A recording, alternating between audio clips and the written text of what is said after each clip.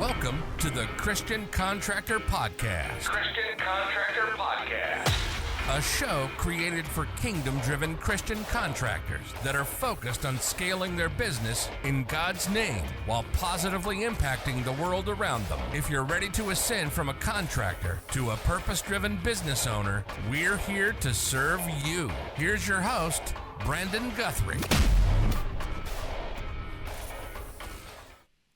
Get off the revenue roller coaster and say goodbye to slow seasons so you can grow and scale with confidence when you install 3 key fundamentals in your business. What's going on? I'm Brandon Guthrie, CEO of Dream Design Labs, here on the Christian Contractor Podcast, where we believe marketing doesn't have to be hard. All you need is the right tools and the right heart to serve. Thanks for tuning in today. I'm super excited to have David Smith in the house, founder of LT3 Strategy, with me today. David, welcome, and thank you for being here. Excited to be here, Brandon. Appreciate what you're doing and love to meet with the audience today. And we'll see if we can do some good and help some people out. Dude, yes. Amen to that. So good. So David, thank you for being here. Appreciate it. You have tons of wisdom, tons of knowledge. I know that you work with many contractors and you have a lot of value to bring, and you as well are a man of a faith that operates on principles that are like gravity, really principles of life. So David, give us a little background on who you are. Give us the story, give us the background. Yeah, thanks. Appreciate that. So I've got married, wife and 3 kids, 2 boys and a girl. It's a little bit different now that we're getting used to it because my boys have moved out in the last couple of years, so it's just the one at home. But it's hard to believe that's where we are. But we live in Utah, but we've moved all over the place. Lived in the Midwest for several years. Lived in Chicago, Columbus. We've kind of been nomadic for a lot of times in just with the way my career has taken me to a lot of different places. But we're excited about where we are and what's been happening. I guess I can talk a little bit about my professional story, background for a minute. Does that sound good? Yeah, sounds great. Okay. Yeah, sure. So I think one of the things I reflect on as I look back the last 20 some odd years, I feel like and maybe you've heard this before too, is that I think that everybody needs to do one of 2 things at some point in their life. They either need to be in the service industry, like waiting tables, or they need to do some kind of phone or door-to-door sales. And I feel like that's part of like how you put your dues in. And so that's kind of where I got my start. I was doing phone sales back in the 90s, and great learning experience. But I was part of the very first training class of a new phone sales division. Yeah, I was one of those annoying telemarketers, but we had a great thing to do. We had a great way to help people with saving money on their credit card bills and reducing their interest rates. But they just didn't know that yet when we first called them. But we had to work through that. But I learned a lot and had a chance to grow through that organization. I started out with about 20 of us, and then over the course of about 2 years, it became around 2,000 people in the call center. And so I had a chance I was fortunate enough to grow with that. And as that organization grows with Discover Financial Services, and then they asked me to join their headquarters in Illinois, in Chicago. So that's what got us out there for the first time. And so I had a chance to see both sides after trying to help support a couple different divisions and through that. So most of my career from the front end was mostly with large multinational corporations. I spent some time after graduate school, went to United Airlines, spent some time in their loyalty division and working with Mileage Plus, spent some time with US Cellular. They asked me to come over and help build out their team and build out their loyalty programs. So I saw a lot of that, and then life hit us with a little bit of a curveball, and we had some stuff that happened with our family. We thought we'd never leave the Midwest. We loved it there. But we had some things that we needed to do to come back and be a support to some family members that were in need, and happy to do it. It's something we felt it was important to do and felt this pull.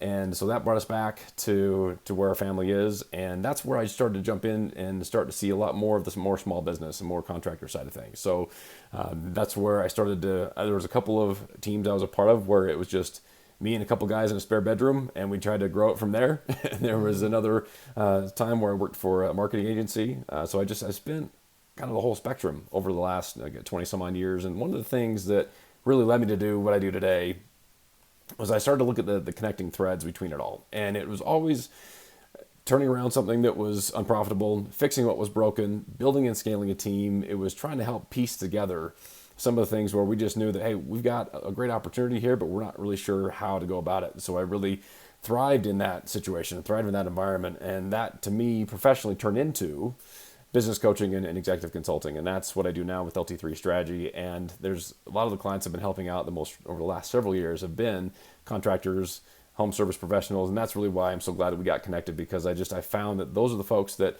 they're amazing at what they do. And I love it. And I love that they've got this great expertise at doing whatever that is, whether that's HVAC, plumbing, general contracting, whatever that is. But it's all the rest of the stuff that they tend to struggle with, or at least it's not as intuitive, it's not as natural. And so I try and lean on my experience over the last, again, 23 years now in all these different corporate settings, all these different company size structures to help provide some keys and some strategies that help people get there faster and get to where they want to ultimately be. So hopefully that's a little bit of a background of what led me to why we're here. Wow, that's amazing. You obviously have a huge background. You have a huge background in, even working on a huge corporate level and down to working with a small contractor. And that's who we have listening to this right now is awesome. The small contractor. And it's super valuable that you've been there, you've been in the trenches with them, you helped them grow. And exactly, we're all good we have our strengths and we have our weaknesses, and we need to focus on our strengths and have other people focus on our weaknesses. And right. That's why it's so important that contractors are good at their craft, but then they a lot of times need some guidance on like structure, infrastructure, team building, like how to scale properly. So right. Huge. Thank you for that introduction, David. Super awesome. Super blessed to have you here. I pray that everyone listening is just thankful for that. David is here. He's going to drop some gold nuggets here today. So I'm going to ask David a few questions here, and he's going to drop some gold. So David, let me ask you the first question. First question is, some folks in our industry rely heavily on referrals and word of mouth. Why is that one of your pet peeves? I appreciate that. It's interesting. I mean, there's nothing wrong with word of mouth and referrals necessarily, right? I think it's something I hear all the time, and it's great in the sense that that means if you're earning referrals and earning word of mouth, it's because you're doing quality work. You're doing a good job for your customers and your clients, and that's great. The problem is, getting business from those sources really completely relies on somebody else taking action, which means that as a result, it's going to come in waves. I've talked to so many contractors and folks that are in this situation and we all love it when we're so booked out. We're months down the road. We can't even do any new jobs for 3 or 4 months, 6 months down the road because our calendar is just completely slammed. And that's great. We love that because we just get these wave of referrals and wave of word of mouth. That's great. But why don't we then hire new staff, buy new equipment, get a new warehouse? Why don't we not do all those things? Because we know what's coming. Because it's the other side of that roller coaster. It's the other side of that, well, there's the slow season that's going to come. Or we may and that happens because, again, most of the business is requiring somebody else to decide, I'm going to refer you, I'm going to mention you to somebody else, or I'm going to have that interaction. So what we need is to supplement those word of mouth and those referrals with other systems and other processes and other ways to get business that you can control. So you can fill those gaps, whether that's a marketing system or whether that's customer communication strategy. And the good thing is, so much of where things have evolved to now is that you don't have to have a technology background. You don't have to be a coder. Okay, you can automate this stuff. It's not something that has to take a ton of time and take all your attention. In fact, it can actually do the opposite. When you start to have a strategy and a regular rhythm for generating business through other sources beyond word of mouth and referrals, you can actually get more freedom for your time because you're able to focus on just really what you do best and delegating and starting to get the contractor the ability to scale and to start to see more control and ability to their team. So that's really the thing where, again, I love when I first hear it, but when they kind of puff out their chest and say, we're only ever going to be word of mouth, it's like, well, why? Why are you shortchanging yourself with what you could do if you implement some of these other levers, some of these other tools? 100%. Yeah. Wow. So putting all your eggs in that one basket is making them a slave to those referrals, and it's actually sad, so that's huge. So nugget number one is, yes, referrals are great, but to supplement those downtimes, build those marketing systems, build the automation so you can Right. have a more steady flow and giving yourself and your team freedom to grow and spend time with your families, not be locked in during one season and then you're slow in another season. So that is huge. And obviously there's a lot of ways for us to go about doing that. There's Google ads, Facebook ads, Right. YouTube ads, whatever advertising. I mean, you can even buy lists. You can do this. You can do that. You can do direct mail. You can, it doesn't have to be one thing. I know everyone defaults to thinking Google or Facebook. Those are powerful tools, For but sure. whatever it may be, many media sources work. Yeah. Yeah, and I think if I might, just one of those Yeah. basics is that I find that one of the things that a lot of folks I talk to, again, they haven't taken the time to just build a little bit of a foundation of is just your regular prospect and customer communication plan. So I guess maybe one of the words or phrase that gets tossed around as we think about it as a newsletter. Why I hate newsletters. My number one rule for newsletters is don't call it a newsletter. No one wants another newsletter. No, it's not really exciting for anybody. What you want to do is create something, some kind of regular communication that is branded to you, that's unique to what you provide and how you can help them. So I have one of my clients, we help them install what we call their insider club. So it's just some way to be able to get news, information, discounts, deals, specials, whatever it is, just so they feel like there's something valuable. But there's a lot of power in just staying top of mind and doing it in a way that is strategic around different times of the year. We all know that a lot of contractors, they have seasonal type work or ebbs and flows in what they do. Again, I'll pick on HVAC for just a minute. So whether that's, we know that there's the furnace time of the year, we know there's the AC time of the year. So some of that means that you can still supplement throughout the year with other services, other things you can do. So it's just having a good rhythm around how you're going to stay in contact and doing it in a way where you know that you're going to keep your people in the loop with what's going on and how you can help them throughout the year instead of just the one big time when they need the one thing. I love that.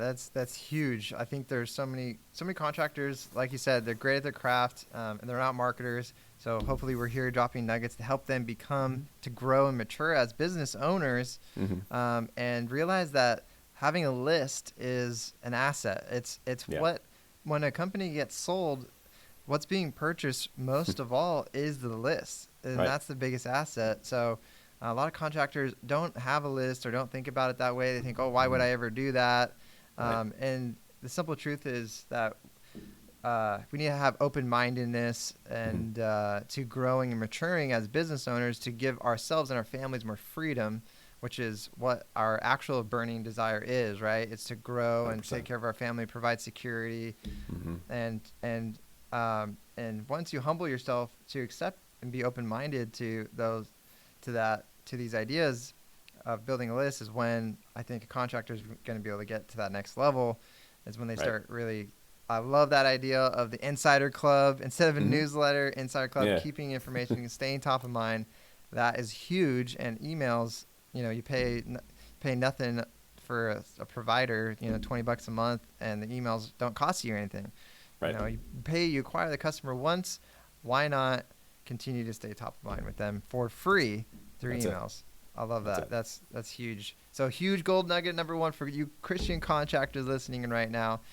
I'm going to challenge you to take uncomfortable action and start entertaining, even a little bit at a time, the idea of building a list and having a consistent email marketing strategy. So that's super epic. Thank you for that, David. Yep. And number two is one of the other problems contractors can face from time to time is dealing with those tire kickers or one-off small jobs that really aren't worth their time and are certainly not a way to build a massively profitable business. How do your clients put a stop to that?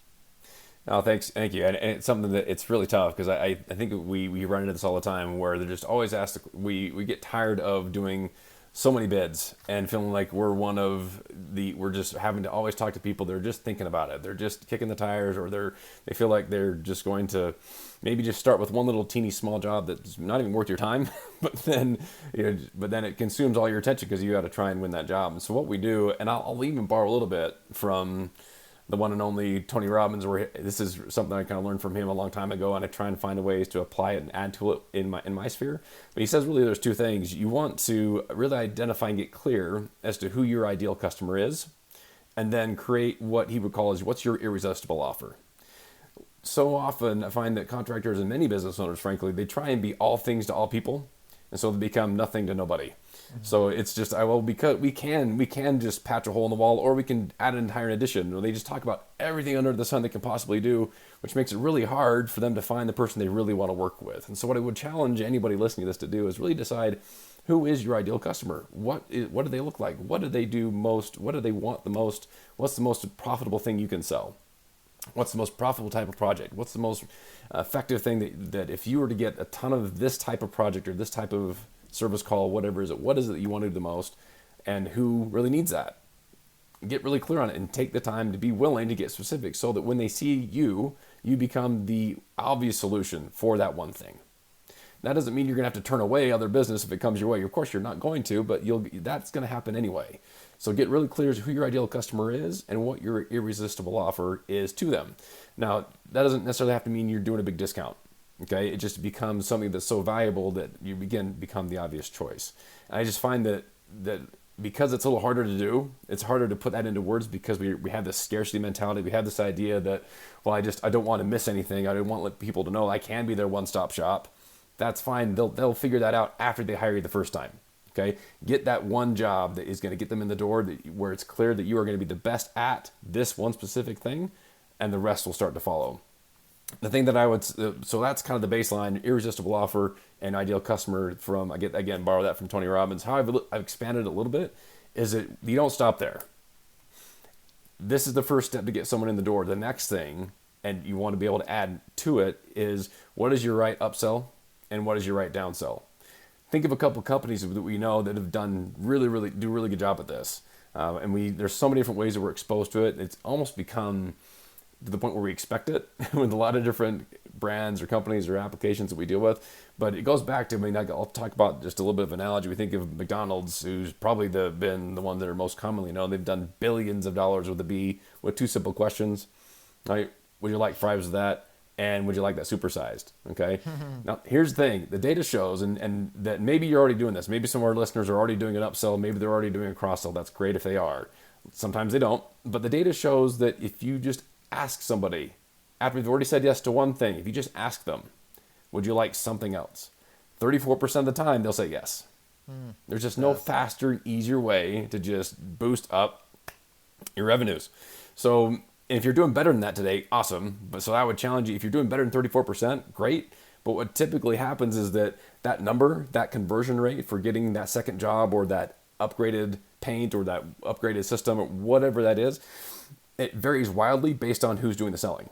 And so find out who's best on your team and who's worst at your team at doing the upsell and cross-sell, and then kind of establish some best practices so that everybody can level up to where you should be. And then you revise and remeasure it again. So get really clear at what is your go-to upsell, what is your go-to cross-sell. Those are just going to be the simplest ways for you to avoid having to just deal with this. Well, okay, I showed up for this one tire kicker, this one small teeny job, but it just wasn't really worth my time. This is how you start to build and get a lot more out of your effort with some really basics that just, again, I find that sometimes we just get lost in because we just focus on, well, let me just show up for this one thing. Yes, so good, so good. All right, everyone that's listening, all you Christian contractors out there, those of you that are trying to get rid of those tire kickers, we challenge you here to find an identity for yourself, and it's hard to do. Is you do a little bit have to learn how to say no a little bit, right? You're gonna say yes to all the jobs that come, but you kind of want to say, when you say yes to something, you're saying no to something else, and you're saying yes to your marketing message now only being XYZ. Kind of like this podcast is for Christian contractors. I'm saying, by saying yes to Christian contractors, I'm saying no to other options inherently.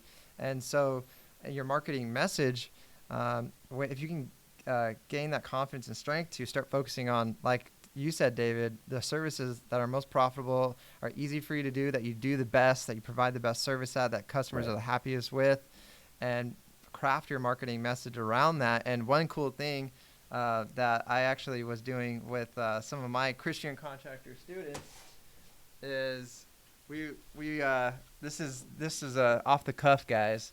Okay. So we did we do a plot chart, and we identify where our strengths are and where our weaknesses are, and where the market is, where our competition is, and we look for gaps, and then Nice. that's where we need to double down, actually. Kind of like what you're saying is focusing on what we're good at, and pretty much offering what we're good at there. I love that.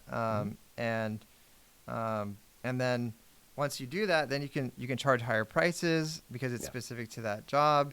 They're going to be happier, and then then you add on the extra services. I love that, because when you try to please everyone, you end up pleasing no one. And when you stand for something, if you don't stand for something, you will fall for anything. You got it. So 100% on that. I love the idea of also making sure to add in those upsells and downsells. And if you're not hitting a 34% bump on your upsells and downsells, then David and I are going to challenge you to look at your upsells, look at your downsells, look at your marketing message. Is it to build that unique offering, like you said, having an irresistible offer? I think what David was saying is it doesn't have to be a discount. It can be a bonus. It can be a combination pack. It could be a unique way that you describe the same thing, really, even sometimes. And but sometimes the buyer just wants to hear what they want to hear, right? They're just looking for someone to say exactly what they want, right? It's like, why can't someone just give me what I want? And so by you being so unique and specific to those, like maybe one type of dresser, one type of kitchen paint, or I don't know what that is, but by you being so well versed with those type of customers, you're going to know exactly what to give them to make them super happy, which ends up being better for you and better for them. So, dude. Right. So, and if I may just explain for a second, I mean, you think about a lot of times our clients or our homeowners or whoever it is that we're trying to help, we have to have a really easy way to sell them what they want, just so we can get on the door, get into their homes, or get onto their office, whether you're doing commercial, residential. But then once you're on site, you can actually help sell them what they really need. Okay, and they're going to react to an initial pain point because they have this thing, they have a faucet that's broken, or they want to do a renovation. That's an initial want, but once you're there, and then you can say, well, since we're here, what do you really need is, and you're able to do a little bit better assessment because you've got a trained eye. You've got ability to really see some of the other things that the rest of the home or the rest of the office or the rest of the, whatever type of site that you're on really needs to have it done right. So the kinds of problems don't repeat themselves, or so the thing doesn't keep breaking down, or so that they can have more efficiency with their appliances, or whatever that is. So that's the other part of it. It's just getting really good at saying, well, I know this is what people are wanting. This is what I can do a great job at, like you said. But then once you're there, get on site so you can then help them with your upsells and downsells and cross-sells for the things that they really need. Sell them what they want, give them what they need. There you go. I love that. All right. Awesome, guys. So, dude, huge value. For you Christian contractors listening in, audit yourself, audit your business. Are you doing these things in your business? How can you do this more? It's going to end up more security, more freedom for you and your family. Right. So we recommend getting this applied to your business. So next, number 3 golden nugget is we sometimes hear about how frustrating it is for contractors to feel like they have to slash prices to compete with multiple bids. Is there really any way to avoid the dreaded race to the bottom? Yeah, absolutely. And we talked a little bit about this earlier, but let's expand specifically on this point, because I find that, again, there's at least in my market and some of the others that I've worked in, there is this notion of, okay, I got to just get down price. Well, it turns out, that customers will pay twice the price if they think they're getting 4 times the value. Okay, so it's really important that you have a plan and a way to easily articulate to your audience, to your prospects, to your clients, your homeowners, whomever, of why you're worth it, and why hiring you is going to be the right decision. So you're going to be able to deliver that 4 times value, and you're worth twice the price. And so part of how we do that, part of how I help my clients do that, is we give them a content strategy to help make that clear. And whether that means they're going to be it's videos they're shooting, or it's emails that they're writing, or if it's just a one static image or not a flyer. I mean, there's a lot of different online and offline ways to do this, depending on the comfort level of the business owner or the contractor. Again, it's really, there's so many ways, but it's just picking one as a start to where you can make it easy for people to understand. Here's why we're great at what we do. And this, it goes beyond where I find that too many fall short with which is usually something like, well, I've been doing this for 20 years, or we have satisfaction guaranteed. We say the same things that anybody could say, frankly, and things that people don't really care about. What you need to be able to have clear to your prospects or your clients is why. What is it that makes you better? What is it that really shows how well you've been able to demonstrate that kind of expertise? Now, if it's something that doesn't come naturally to you, go back to your favorite best customers, those that would give you the best absolute testimonials you've ever gotten. You've had some, you have, and so sometimes we don't lean on that a little bit. So take the time to think through and think of the 3 to 5 to 10 different customers that you've helped. You've just done an amazing job for, that just were over the moon excited with what you did because you were able to diagnose the problem more efficiently. You did better warranty service. You called them up to do follow-up in a way that nobody else did. You actually answered the phone when they called when somebody else took them 5 weeks to get back to them. I mean, there's going to be those cases where you really were able to, as a contractor, just really deliver and over-deliver for somebody. So get those stories from them if you're not sure how to just do it naturally yourself. Some people just aren't oriented that way, and that's fine. Others, great. If you've got it, let's get it documented and clear so people can know that, look, when you work with us, when you hire us for the job, here's what you're not going to have to worry about anymore. Or here's what you can expect that's going to be this version of, what's the red carpet version of what you do?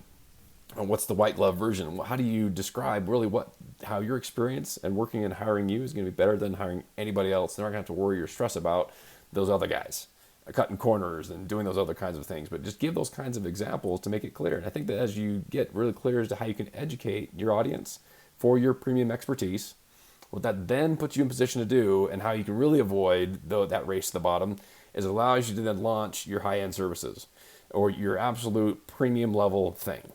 So just use a little bit of an analogy. You think about, you go into a restaurant and there's something you go to, and my son, I always pick on my younger son for this because he has some kind of natural ability to have his eyes gravitate to the most expensive thing on the menu every single time we go out. It's like, Jax, come on. I know it's $100 steak, but doesn't mean I know there's probably something else you'd want. But anyway, but the point is, on your menu of services, you want to have a $100 steak, or what is your $100 pizza? What is your version of that?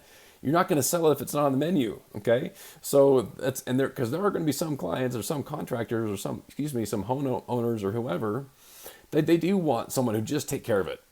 They don't want to be involved. They're not worried about trying to sit on your shoulder and watch you, okay? Actually, my father-in-law, he's been a general contractor. He says that, what does he say? Is that here's my rate.